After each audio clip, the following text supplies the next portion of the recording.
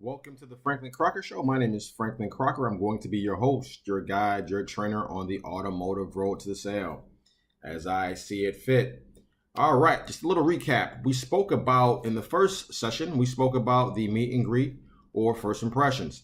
Second session, we spoke about the qualifying or fact-finding stages.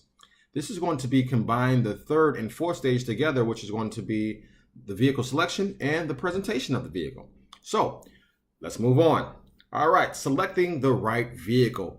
In order to select the right vehicle, you have to ask the right questions. Asking questions is very important in trying to select the right vehicle for the customer. And some of these fact-finding questions should come in phase two. Again, asking the customer what they like and what they don't like about the vehicle. You're going to take it a step further in the vehicle selection because now we have to find out if they like lighter colors or darker colors.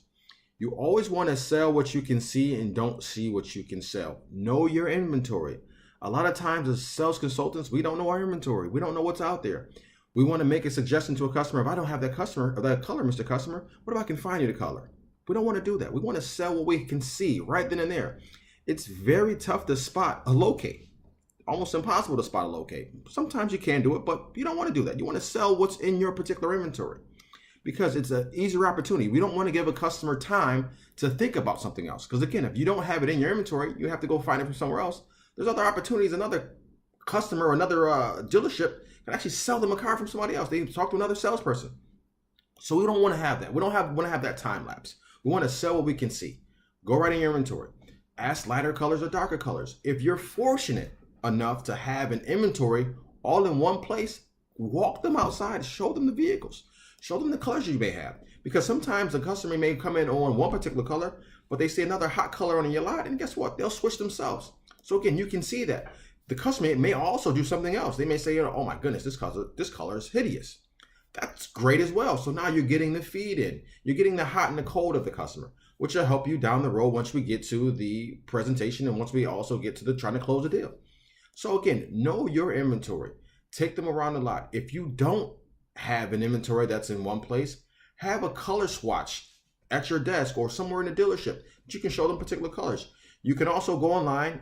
I don't recommend it because going online, sometimes the colors aren't really as vibrant as they really are in real life. So usually the color swatch is a little better. So if you have some color swatches or have a color board, go to the color board or color swatches to show those customers those particular colors.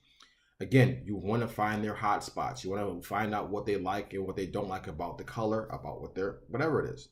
Some customers may tell you right up front, you know what, I can never buy a black vehicle. No problem, Mr. Customer.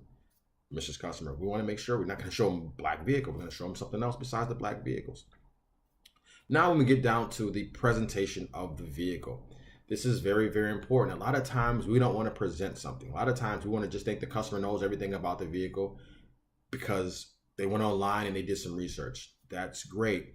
It's a different story when you present the product to the customer as if it was your own product, like it was your own vehicle, like you drove this vehicle on a day-to-day basis. You have to present something to the customer because again, if you don't do a great presentations, especially features and benefits, all you're doing is selling a payment. You're selling a price.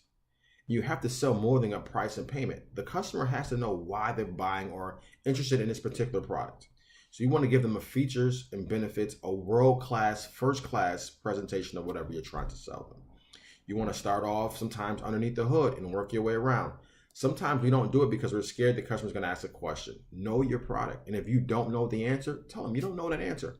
But before you leave, Mr. Customer, today or Mrs. Customer, we're going to look that up for you. Whether you can go online, you may have some reference guides, you may even ask another one of your other coworkers, or maybe a manager may know the answer for you.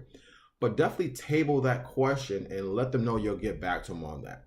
But never dance around the question. Never give them an answer that you don't even know if it's really the answer or not. You just give them something just to appease them at that particular time.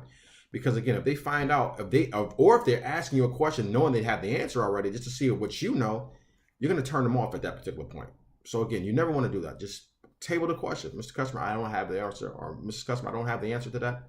We'll get back to that momentarily. Before you leave, I'll guarantee you, I'll give you the answer to that particular question you have. Give them, like I said, a world-class presentation. We do it on delivery, but yet we don't do it when we're trying to present the vehicle. It makes no sense to me. Do it just like it's a delivery. Treat it as a delivery.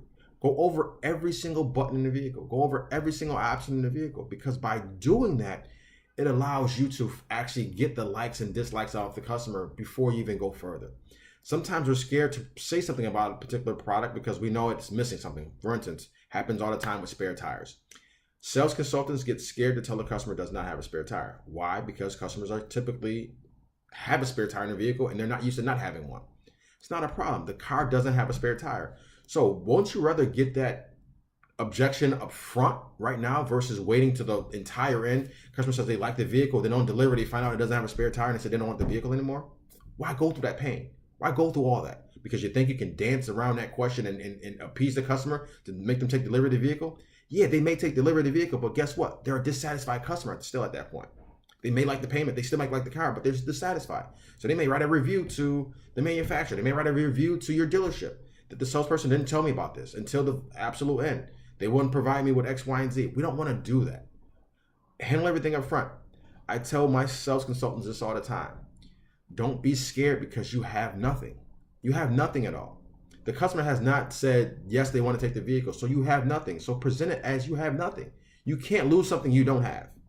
You know, sometimes we're scared to lose something that we don't have. You don't have anything, so don't be scared to lose it. Present the product. Be very, very transparent in presenting the product. Let them know and sometimes you don't want to let them know what you dislike about the vehicle because you don't want to put your perception onto the customer. You're not buying the vehicle. There's a lot of things sometimes you may not like. Maybe too big, maybe too small, too fast, too slow, whatever it may be. Don't give your opinion unless it's a positive opinion about a particular product because sometimes customers feed off of your negativity. And if they feed off your negativity, guess what? Why would they buy it from you? If you don't like it, they're not going to like it either. So present it as you like it. If it's something that you don't like, just be very vague about it, but don't give your opinion about it unless the customer may ask you about it. If they ask you about your opinion, still give them a very vague opinion if it's a negative opinion. Make it always positive. All right. So always have your opinions to be very positive if a customer asks you about it. Present the vehicle again like it was a brand new vehicle to the customer, which it is. You know, sometimes you don't know what the customer has or does not have or like or does not like. So again, if it's power locks and windows, show them power locks and windows. If it's power seat, some customers don't have power seats in their vehicle. Some customers don't have power locks and windows. So even the most basic things that you think that are very irrelevant to talk about, they may not be. They may be that particular point that actually gets the customer over the hump to say, you know what, this is the car I really want to buy. This is the car I want to take home today and show off to my family and friends. So again, make sure you do that. Make sure you present the vehicle and such. Go over everything. Give them features and give them the benefits of that particular feature you're trying to show them. It could be blind spot monitors. Some customers don't have the blind spot monitors. That's somewhat of a new feature in vehicles nowadays. So again, Mr. Customer, the vehicle has blind spot monitors. Great. Customers looks at you, great. What does that mean to me now? They're not going to say what does that mean to me now, but that's what they're thinking. Okay, what does that mean to me now? Have a story to tell them. What that does for you, Mr. Customer, so now when a customer's in your blind spot on your right-hand side and your passenger side, you can't see them. The vehicle will alert you to let you know that there's a safe lane change. How that benefit? Because a lot of times customers don't see that other vehicle, and that's how a lot of accidents happen. Again, give them the feature, give them the benefit to that. Sometimes they even will tell you a story how it saved their life or didn't save their life or saved a friend's life or whatever it may be. So again, now your storytelling is going on. Now they can see how it benefits and that feature benefits them in their lifestyle. You want to make sure they have the buy-in. You get them to keep nodding their head. Once you get to the end stages, it makes it much easier. You want to keep getting the customer to buy into whatever you're trying to tell them.